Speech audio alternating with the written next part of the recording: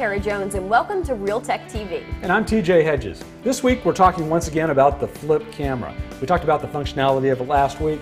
This week we're going to talk about using it to shoot. How can you make the best quality video with this particular camera? Now, one of the things I'm constantly amazed by is how Tara can go into a room and find something that's interesting in every single situation.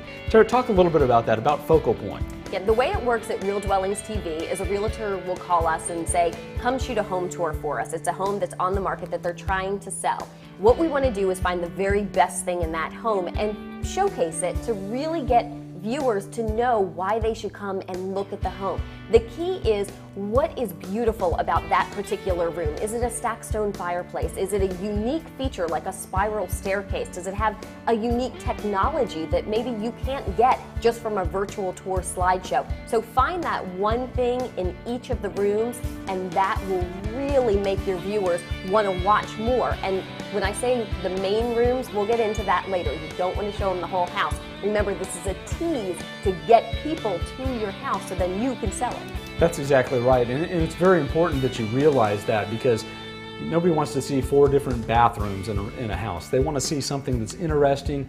What draws them into this house? With this camera, what we talked about last week was keeping it stable. So we have the tripod here, sets up on maybe a countertop like this, or a tabletop, or somewhere. You can even put it on the floor and make that an interesting shot as well. But the keys to creating a great shot are the following. First of all, you want to make sure that you don't shoot into windows. Windows are very bright objects. It's impossible to overcome the sun when you're inside of a house. So it's very bright, and as you can see in this little demonstration that I shot here in the dining room, if you shoot into the windows, then the inside of the house becomes very dark. If you shoot into the house, you'll be able to see the entire image, shoot away from the windows, use it as a light that'll be a main source for your video.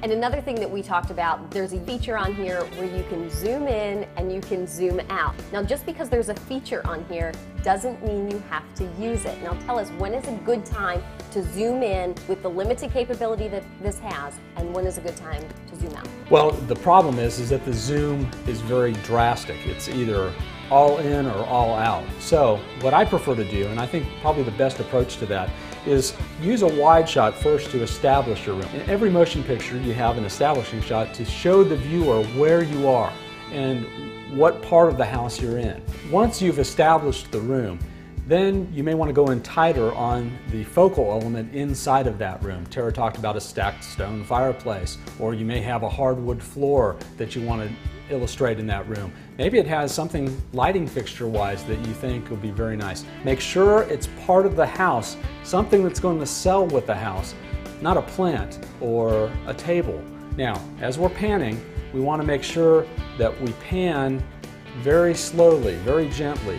If you've ever seen the movie Cloverfield or Blair Witch Project, you'll know what I'm talking about. Those are things that are very hard for a viewer to watch because they're so shaky. We want to make sure that everything that we do is very stable. So get an isolated shot, get the wide shot first, then the tight shot on the interesting part of the house. Leave it at that, move on to the next room. Okay, so now that you know how to turn the camera on, you know all of the neat little features that it has from week 1, now we just showed you some photography 101, so now you know how to shoot. It's all there on your camera. How do you get it onto your computer? That we're going to talk about next week.